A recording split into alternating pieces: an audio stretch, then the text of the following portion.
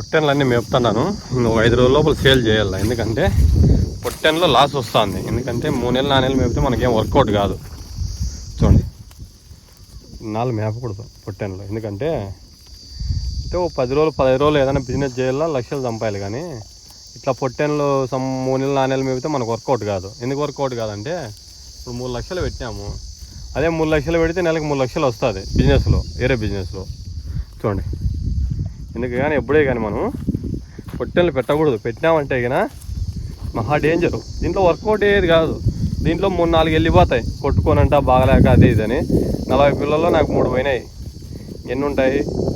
38 ఉంటాయి. 38లో మనకు వర్కౌట్ అయ్యేది కాదు. ఎప్పుడే కానీ వేస్ట్ అయ్యే బిజినెస్ చేయకూడదు.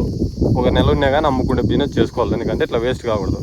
ఒక పొట్లు 7,000 పడినది. 7,000 అంటే 21,000 ఆడే పోతే ఇంకా మనకి ఏం వర్కౌట్ అవుతుంది.